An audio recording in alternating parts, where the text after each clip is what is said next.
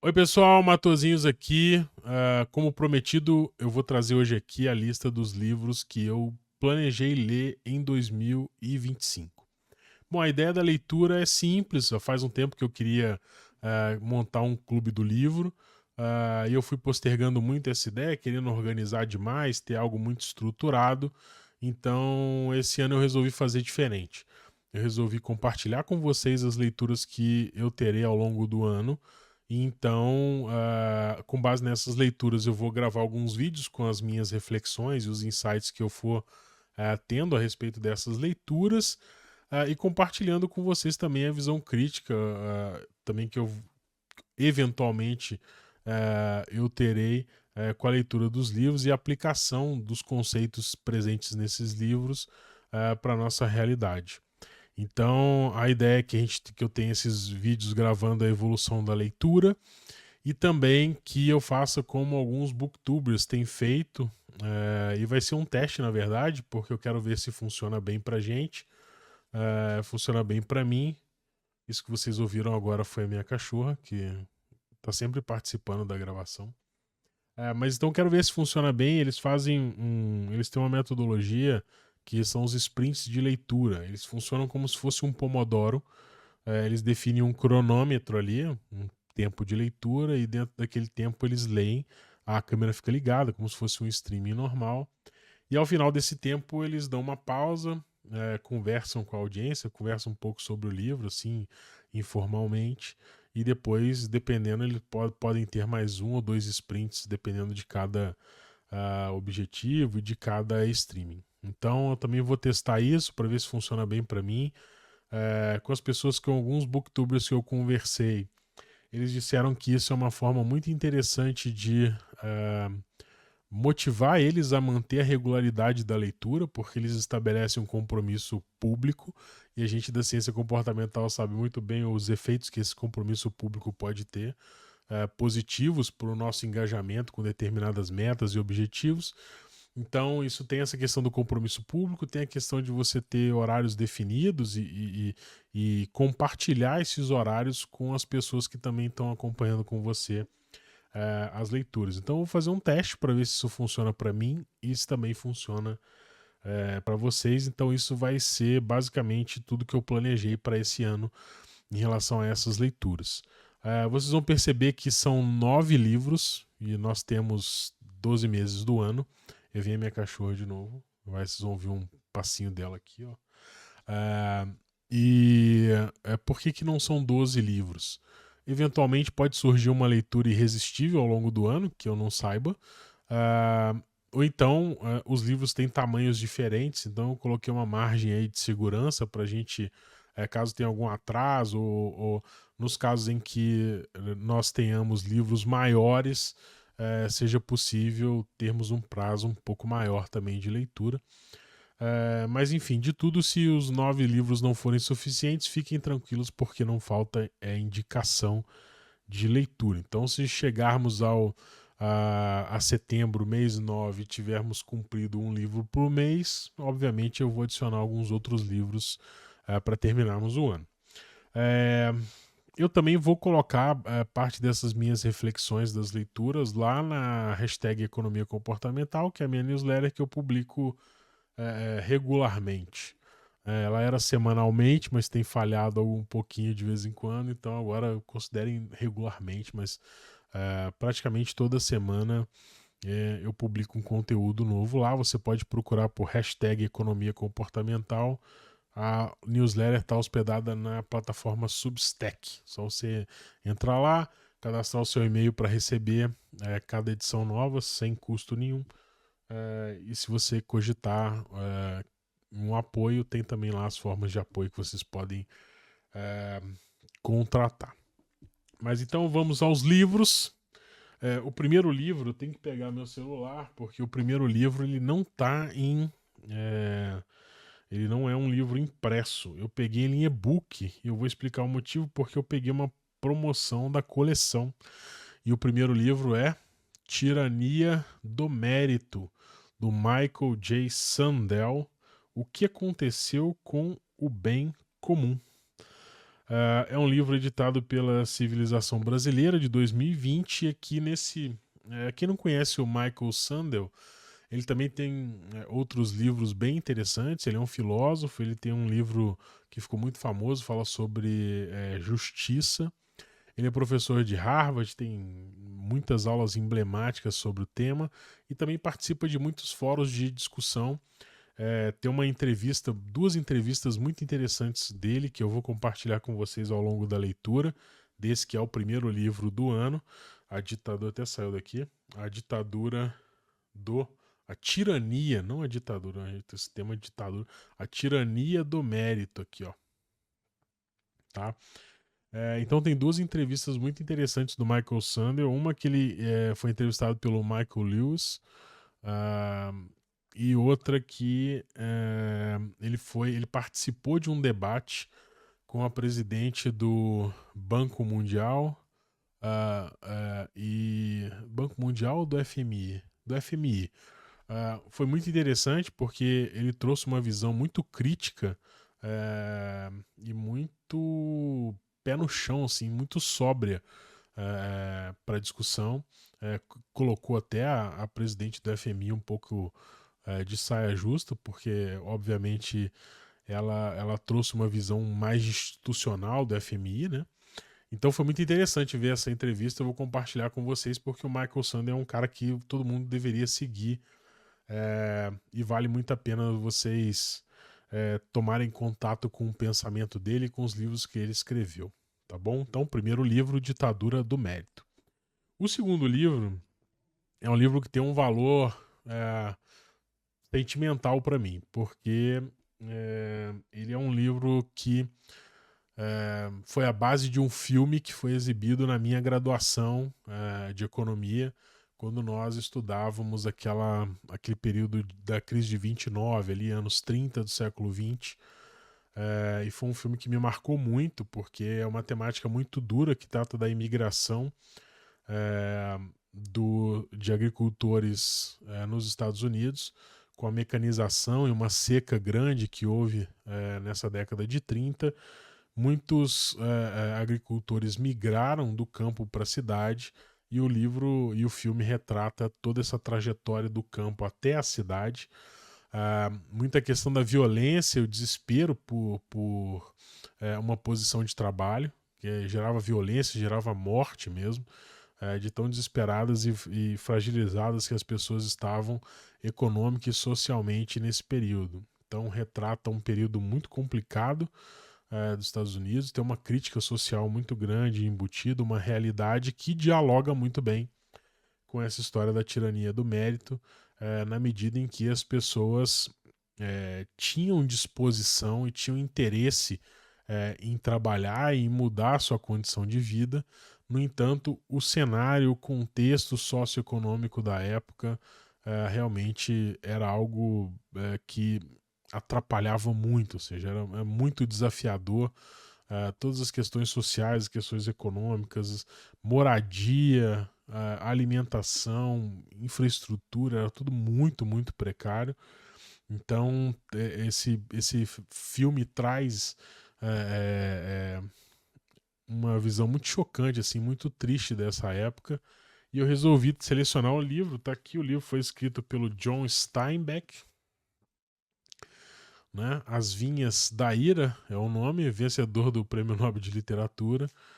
Virou filme, como eu já disse. O filme é muito impactante, é um filme ainda em preto e branco, mas que tem o seu charme e a narrativa, a história é tão impactante que vale a pena. O filme prende mesmo sendo um filme mais antigo. Então esse livro foi lançado novamente, uma nova edição. Eu recebi isso no meu feed, na hora veio várias lembranças da graduação. Eu resolvi colocar ele para leitura esse ano. É um livro um pouco maior, tá? Vocês vão perceber, ainda tá no plástico aqui, ó, nem abri ainda. É um livro um pouco maior, então talvez a gente gaste um pouco mais de tempo nesse livro. Talvez não seja um mês, mas mesmo assim, se a gente colocar uma meta de leitura bem razoável, eu acho que é possível ler num mês sem maiores dificuldades. Então, o primeiro livro aqui, ó, As Vinhas da Ira, John Steinbeck. Isso aqui, na verdade, é até uma dedicatória aos meus professores. É uma forma de agradecimento por ter trazido esse filme na época e ter despertado agora o interesse de ler o livro que o filme foi baseado. O segundo livro aqui é um livro bem menor, mas é um livro também comemorativo. É um livro do economista Celso Furtado, um dos principais economistas aí da história brasileira. O Celso Furtado, esse livro aqui foi editado a primeira vez em 1970, ele foi reeditado agora em comemoração, né? Teve uma série de comemorações aí ao Celso Furtado. Um livro foi editado pela editora Ubu, que é uma editora que tem trazido edições de livros que estão muito fora do mercado, que não tem edições há bastante tempo. Esse aqui do Celso Furtado é um grande exemplo disso. Um livro de 1970 e nem por isso um livro datado, ou seja, é um livro ainda atual. Vocês podem ver aqui pela imagem, tem algumas árvores aqui, ó, derrubadas, e dá para perceber que ele discute nesse livro aqui não só a questão do desenvolvimento, mas também a questão da sustentabilidade ambiental, socioambiental, né? E tem toda uma discussão a respeito do mito do desenvolvimento, né? E eu vou ler aqui a parte de trás do livro, que é pequenininha, para dar uma ideia para vocês do que esse livro trata e de como que a temática e o pensamento do Celso Furtado, apesar de não ser contemporâneo, é ainda muito atual. Vamos lá. O desenvolvimento econômico prometido aos países de terceiro mundo é um mito no sentido de uma ilusão que nunca poderá se concretizar. Tá bem otimista o Celso Furtado aqui, a gente percebe, né? Além disso, os países centrais não têm qualquer interesse que isso ocorra, pois, caso contrário, como poderiam permitir-se um modo de vida caracterizado pelo desperdício imprudente dos recursos do planeta? O desenvolvimento econômico também é um mito no sentido de ser uma ideologia funcional. Justifica o status quo, legitimando a manutenção do capitalismo industrial, bem como a destruição que esse sistema causa nos planos cultural e ambiental. Obviamente é uma baita crítica do Celso Furtado, essa questão do desenvolvimento econômico, traz aqui a questão de terceiro mundo, que é um conceito que sim está meio datado. Hoje nós temos mais presente o conceito de subdesenvolvido e não de terceiro ou quarto mundo. Aí algumas outras caracterizações, como os BRICS e por aí, Mercosul, né, uma reunião de países. O livro tem uma introdução da Leda Paulani, que é uma pessoa muito influente, né, nessas discussões de desenvolvimento econômico na economia, uma pessoa que também vale a pena vocês seguirem. Então, livro 2, Mito do Desenvolvimento Econômico, um livro comemorativo, 50 anos da primeira edição, escrito por um dos maiores economistas brasileiros de todos os tempos, Celso Furtado. Fica aí a dica, um livro mais fininho. O terceiro livro, um livro que, assim, muito interessante, porque o título dele, certeza, foi uma isca irresistível para eu ler, e por isso que eu selecionei ele aqui. E também, além do título ter sido uma baita isca, esse livro também dialoga bem com o que a gente viu no Vinhas da Ira, que veremos, né, no Vinhas da Ira, e também no Desenvolvimento Econômico do Celso Furtado. O livro é esse aqui, é o Capitalismo Sem Capital.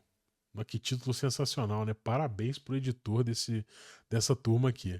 Então o livro é Capitalismo Sem Capital, a Ascensão da Economia Intangível, do Jonathan Haskell e do Estienne Westlake. Esse livro teve uma recomendação do Bill Gates, né? E traz uma frase aqui do Bill Gates, ó. Um novo livro formidável, revelador, leitura obrigatória. Eu respeito muito o Bill Gates em relação à dica de leitura. Ele tem por anos ele faz postagem no blog da seleção de books de livros de books, olha aí, dos livros que ele lê. Ele é um leitor assíduo, então isso também pesou um pouco para eu escolher esse livro aqui, mas sem dúvida o principal foi esse título formidável, Capitalismo Sem Capital. Só esse título já traz uma boa reflexão pra gente, isso é verdade. Então, quarto livro, né? Capitalismo sem Capital. O quinto livro ah, também é um livro que dialoga muito, é um livro mais de economia, talvez seja um livro que vai trazer uma visão um pouco diferente na temática, mas com certeza vai ter muitas correlações a se fazer com o que a gente já vai ter lido. O quinto livro é esse aqui, O Preço do Tempo, a verdadeira história dos juros, do Edward Chancellor. Esse Edward Chancellor, ele é historiador de finanças, jornalista e estrategista de investimentos, trazendo essa história dos juros aqui e essa provocação, né, do juros ser o preço do tempo. Nós que estamos aí, estudamos economia comportamental, sabemos da ansiedade de consumo, que muitas vezes é satisfeita com essa história dos juros, porque podemos contratar um capital que nós não temos, pagando juros para isso e conseguindo dessa forma antecipar consumo, algo que numa história mais antiga não era possível. Então, a verdadeira história dos juros, também o livro tem uma capa sensacional, né? Tem uma ampulheta aqui e essa obra de arte que eu ainda não descobri a referência. Se alguém souber, eu tenho curiosidade de saber qual quadro é esse aqui que está estampado na capa do livro. Talvez aqui dentro tenha, porque eu também não abri, ó, tá no plástico. É um livro publicado pela Alta Cut, um selo da Alta Books. A verdadeira história dos juros, preço do tempo. Esse nome, preço e tempo, essa ideia de preço do tempo é algo que me chama também muita atenção. Se nós pensarmos em capitalismo sem capital e a importância que o tempo tem tido cada vez mais, né, no nosso cotidiano, né? Rapaz, passou um mosquito aqui, é ótimo. Eu não vou editar esse vídeo, porque a vida é muito curta para editar vídeos. O sexto livro é um livro que estava na minha lista, eu já tinha divulgado ele na newsletter algumas vezes, mas faltou a oportunidade de iniciar e esse ano eu decidi que eu leria, que é esse livro aqui, Racionalidade, do Steven Pinker. Steven Pinker é um cara, assim, eu gosto muito dos livros dele, a escrita dele é muito fluida, muito, muito prazerosa.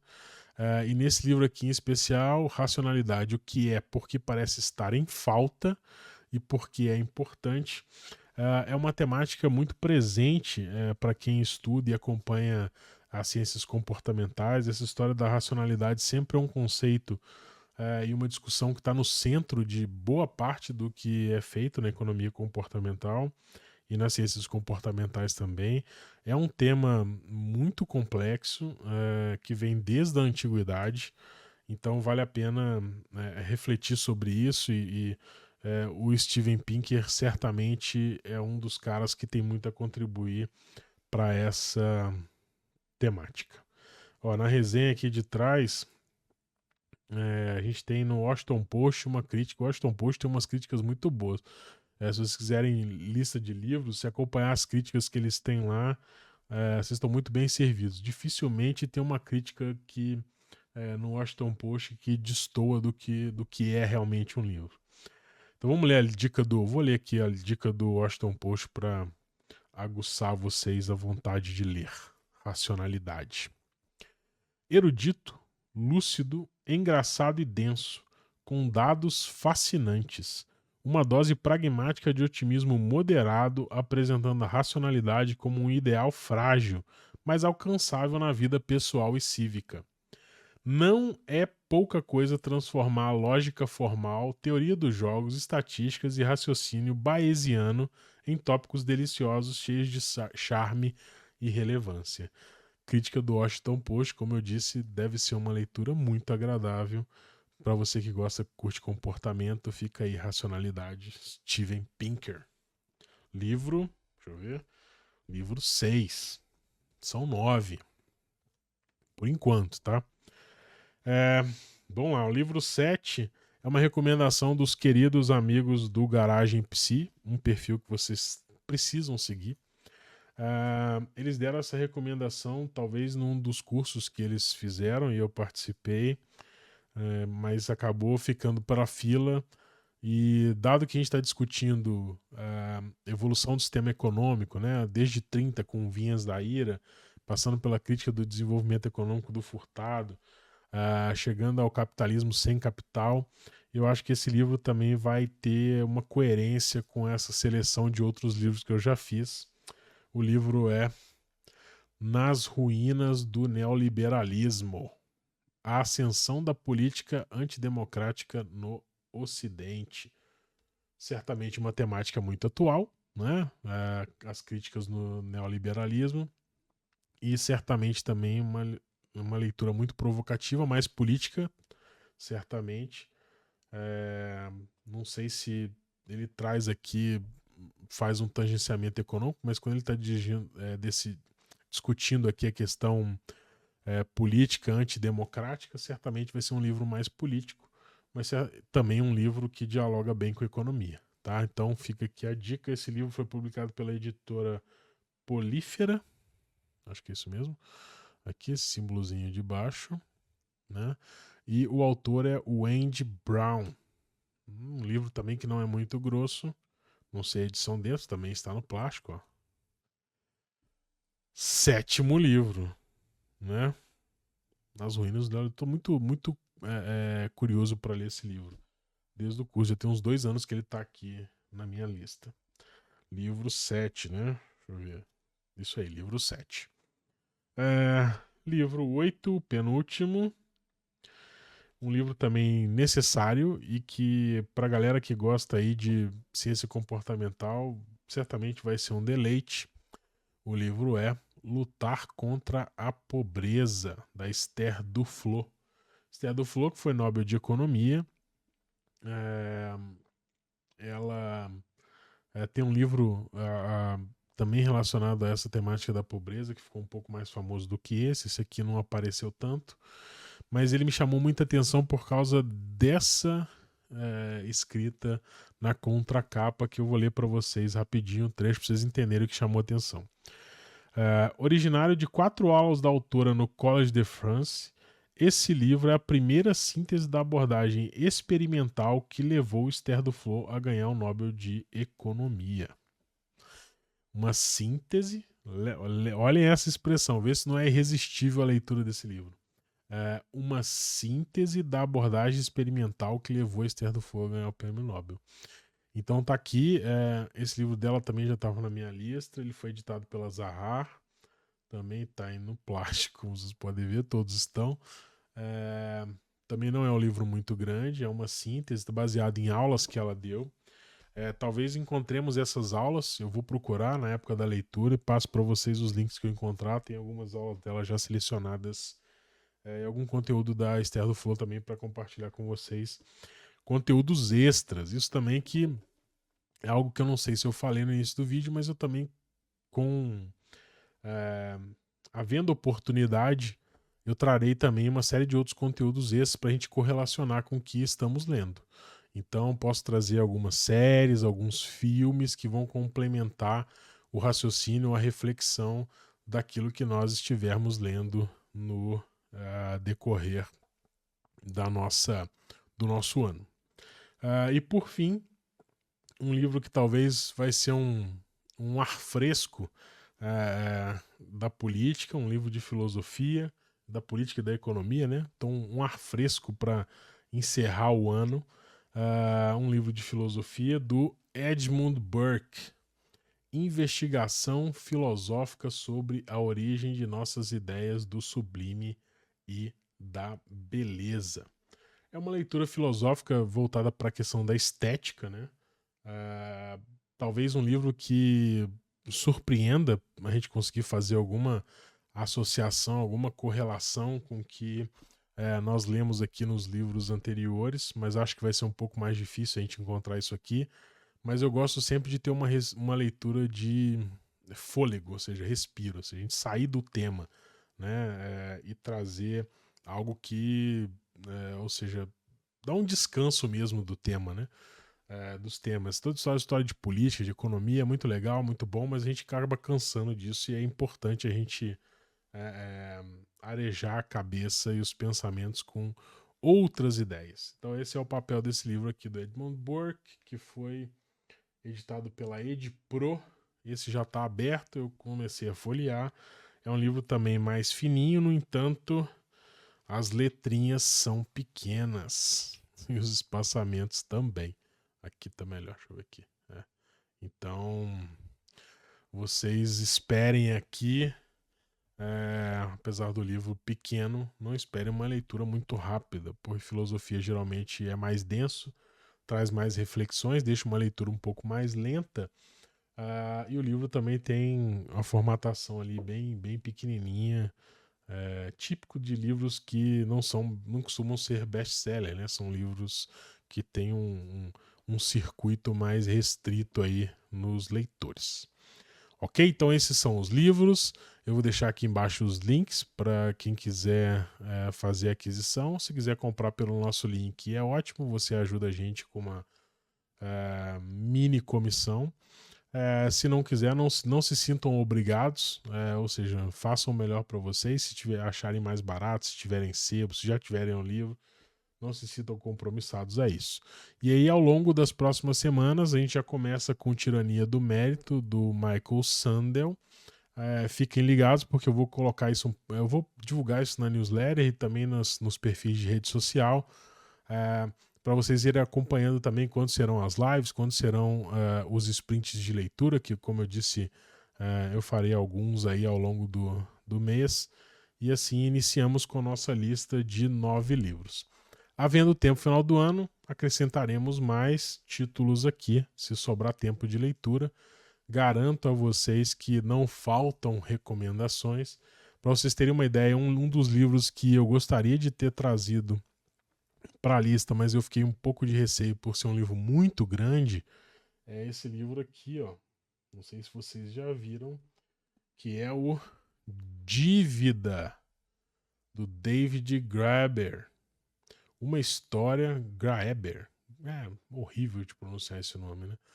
Uma história alternativa da economia pelo coautor de Despertar de Tudo, que é um livrão, inclusive. Na minha cabeça, compete muito com o Sapiens do Harari. Não esse, né? Mas o Despertar de Tudo. E aqui são Dívida, os primeiros 5.000 anos. Cara, isso aqui deve ser interessantíssimo, né? E o prefácio é do Thomas Piketty, né? Aquele francês que ficou famoso pelo livro Capital no século XXI. Então, tá aqui. Esse é um possível candidato a livro extra, se nós tivermos... como é que eu vou dizer isso? Se nós tivermos disciplina suficiente para cumprir com o cronograma dos 9 livros. Aqui são 8. Estão aqui. Opa, de cabeça para baixo fica ruim, né? Peraí, eu sou novo nisso, gente, mas eu vou acabar aprendendo. Aqui, ó. Esses são os 8 livros, né? Ficou o último de cabeça para baixo, né? Oxe, vamos lá que eu tenho tique. Peraí, vai dar certo. E como eu disse, eu não vou editar. Então aqui, ó.